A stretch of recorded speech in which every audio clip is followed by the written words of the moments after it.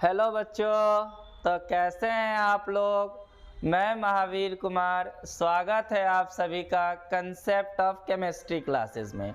आज हम लोग अवतल दर्पण का उपयोग के बारे में पढ़ेंगे। अवतल दर्पण के उपयोग का पूरा जानकारी लेंगे कि इसका उपयोग कहाँ कहाँ किया जाता है। तो चलते हैं बुआ उपयोग का ओर। बुआ पहला उपयोग है कि अवतल दर्पण का उपयोग वाहनों के हेडलाइट या अग्रदीप में किया जाता है। बुआ गाड़ी आप देखे होंगे, गाड़ी का हेडलाइट जो होता है ऐसे धंसा होता है, ठीक ऐसे धंसा होता है और इसके ठीक सामने एक बल्ब लगा होता है। देखिए बुआ क्यों करते हैं वाहनों के हेडलाइट में, तो ऐसे अवतल दर्पण होता है बुआ, और वो बल्ब को ना इस अवतल दर्पण के फोकस पे लगा दिया जाता है। फोकस पे लगा देते हैं, जानते हैं क्यों? क्योंकि फोकस से आने वाली प्रकाश की किरण, जो प्रकाश की किरण यहाँ पे बल्ब होता है, हम लोग देखते हैं यहाँ पे, तो फोकस से आने वाली प्रकाश की किरण दर्पण से परावर्तन के बाद प्रधान अक्ष के समानांतर चली जाती है। फोकस से आने वाली प्रकाश की किरण दर्पण से परावर्तन के बाद प्रधान अक्ष के समानांतर चली जाती है। यही कारण है बुआ कि अवतल दर्पण का उपयोग किस में करते हैं? हेडलाइट या अग्रदीप में करते हैं। क्यों करते हैं? क्योंकि बुआ एक अवतल दर्पण लेते हैं और इसके ठीक फोकस पे हम लोग क्या करते हैं, एक बल्ब को लगा देते हैं और फोकस से आने वाली प्रकाश की किरण दर्पण से परावर्तन के बाद प्रधान अक्ष के समानांतर चली जाती है। पहला कोई दिक्कत नहीं है। क्या है पहला? कि अवतल दर्पण का उपयोग वाहनों के हेडलाइट में किया जाता है या अग्रदीप में किया जाता है। फिर देखिए क्या हुआ, अवतल दर्पण का उपयोग सर्च लाइट में करते हैं। बुआ सर्च लाइट देखे होंगे ऐसे ऊपर से लटका होता है या फिर ऐसे देखते हैं लगा होता है, ऐसे ऊपर से लटका होता है या ऐसे, तो उसमें भी यही घटना होता है। उसके बल्ब को फोकस पे लगा देते हैं और इससे जाने वाला पुनः उल्टा जाने वाला प्रकाश की किरण अवतल दर्पण से टकरा के क्या होता है बुआ, पुनः आगे की ओर चला आता है। आ रहा ना, इसीलिए बुआ अवतल दर्पण का उपयोग हम लोग किस में करते हैं? सर्च लाइट में करते हैं। कोई दिक्कत? अब बुआ तीसरा है, अवतल दर्पण का उपयोग हजामती के रूप में किया जाता है। अच्छा क्वेश्चन अगर पूछ दे कि अवतल दर्पण का उपयोग हजामती के रूप में क्यों करते हैं, तो बुआ आप जवाब सुनिएगा। यह एक अवतल दर्पण है, ठीक, ये इसका ध्रुव, ये इसका फोकस। बुआ हम लोग यहाँ पे रहते हैं, मतलब अवतल दर्पण के ठीक सामने ही मुंह रख के एक हजामती दाढ़ी उड़ी बनाएंगे, दाढ़ी बनाने में आ रहा है ना।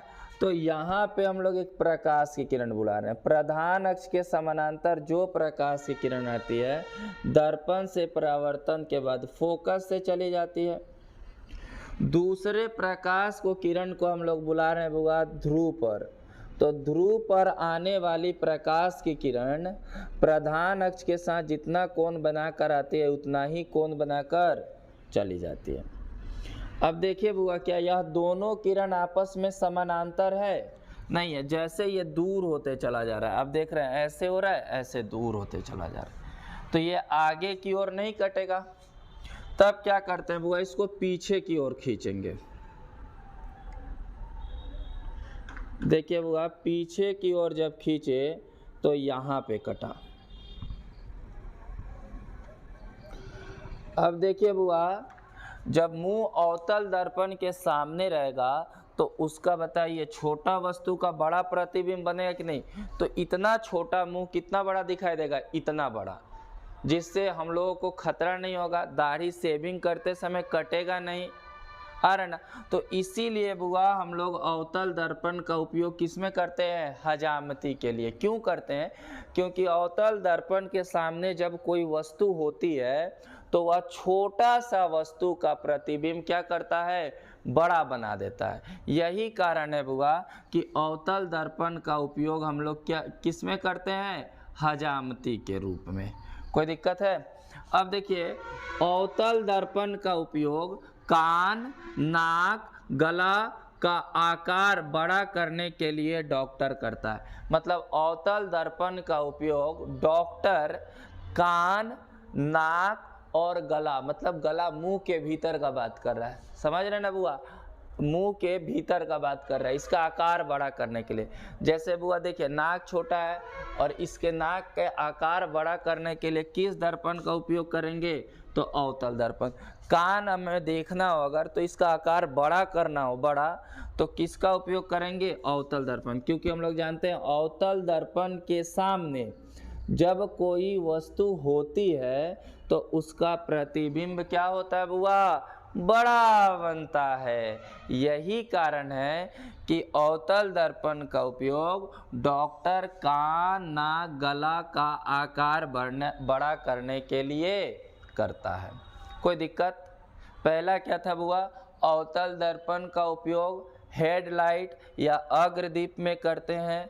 दूसरा था अवतल दर्पण का उपयोग सर्च लाइट में किया जाता है। तीसरा है अवतल दर्पण का उपयोग हजामती के रूप में करते हैं। और चौथा है अवतल दर्पण का उपयोग कान, नाक, गला का आकार बड़ा करने के लिए करते हैं।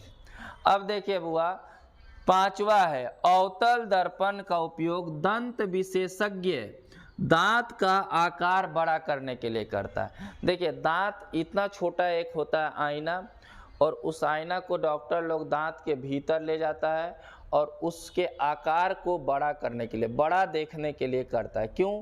क्योंकि जब अवतल दर्पण के सामने कोई वस्तु होती है तो उसका प्रतिबिंब क्या होता है? बड़ा बनता है।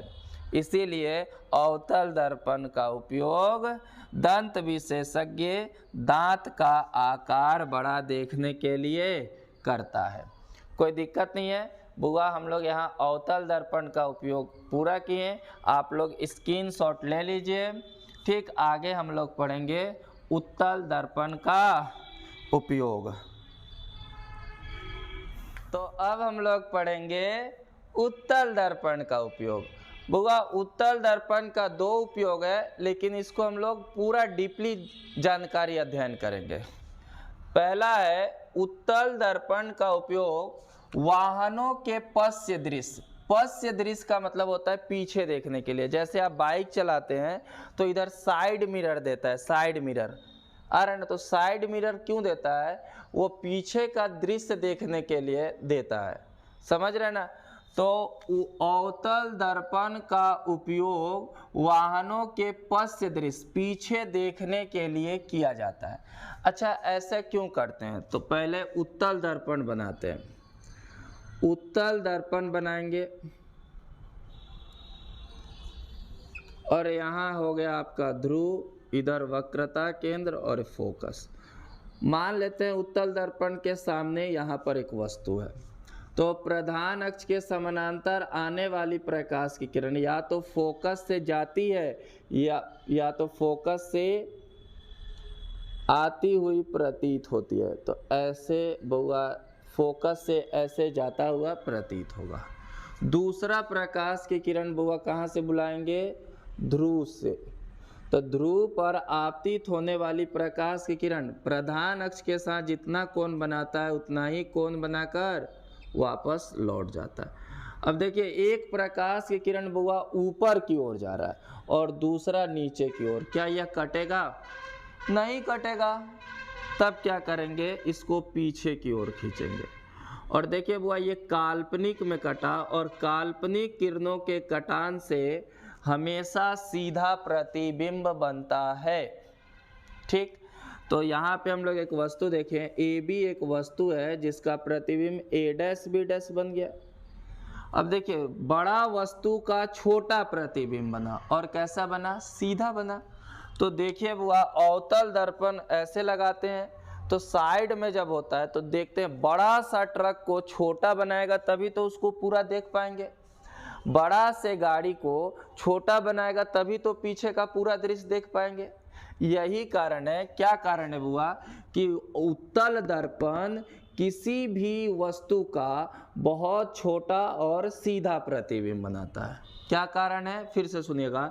उत्तल दर्पण किसी भी वस्तु का छोटा एवं सीधा प्रतिबिंब बनाता है। यही कारण है कि उत्तल दर्पण का उपयोग वाहनों के पीछे देखने के लिए या साइड मिरर के रूप में किया जाता है। कोई दिक्कत? दूसरा बुआ है कि उत्तल दर्पण का उपयोग प्रकाश के किरणों को अपसारित मतलब छींटने के लिए, फैलाने के लिए। समझ में आ रहा है ना बुआ? जैसे ही अवतल दर्पण ले लिए, अब ये प्रकाश की किरण है, ये आपका ध्रुव, वक्रता केंद्र और फोकस। हम लोग जानते हैं प्रधान अक्ष के समानांतर प्रकाश की किरणें आती है और यह ऊपर की ओर फैल जाएगी, फिर यहाँ से आएगा और ऐसे फैल जाएगा, यह नीचे से आएगा और ऐसे फैल जाएगा। तो बोलिए बुआ, ऐसे आएगा और ऐसे फैल जाएगा। लगेगा कि एक ही बिंदु से क्या हो रहा है बुआ, आगे की ओर फैल रहा है। देखिए तो बुआ, प्रकाश की किरण एक जगह है लेकिन इसको क्या किया, पूरा छींट दिया। तो अवतल दर्पण का उपयोग प्रकाश के किरणों को अपसारित करने के लिए कहा जाता है। बुआ एक बात और बता दें, आप नोट में लिख सकते हैं, यही कारण है कि उत्तल दर्पण को अपसारी दर्पण कहते हैं। उत्तल दर्पण को क्या कहते हैं बुआ, अपसारी दर्पण। फिर से सुन लीजिए बुआ, एक बात बता दें कि उत्तल दर्पण का उपयोग वाहनों के पीछे देखने के लिए किया जाता है।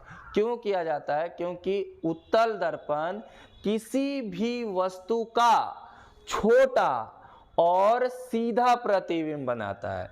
यही कारण है कि उत्तल दर्पण का उपयोग वाहनों के पश्च दृश्य देखने के लिए किया जाता है। दूसरा क्या है, उत्तल दर्पण का उपयोग प्रकाश के किरणों को अपसारित करने के लिए किया जाता है। जैसे यहाँ पे देखें, प्रकाश की किरणें समानांतर आ रही है लेकिन दर्पण से टकराकर पूरा फैल जा रही है, यानी कि मतलब प्रकाश की किरणों को क्या कर रहा है बुआ, छींट दे रहा है। यही कारण है बुआ कि अवतल दर्पण का उपयोग किरणों को अपसारित करने के लिए किया जाता है। कोई दिक्कत? तो आज हम लोग अवतल दर्पण और उत्तल दर्पण का उपयोग पढ़ें। आशा करते हैं कि आप लोगों को वीडियो अच्छा लगा हो। यदि अच्छा लगा हो तो बुआ लाइक कर दीजिए। आपके लाइक और शेयर से हमको बहुत ज़्यादा मोटिवेशन मिलते हैं। और आप लोग कमेंट करना नहीं भूलें। Thank you for watching this video.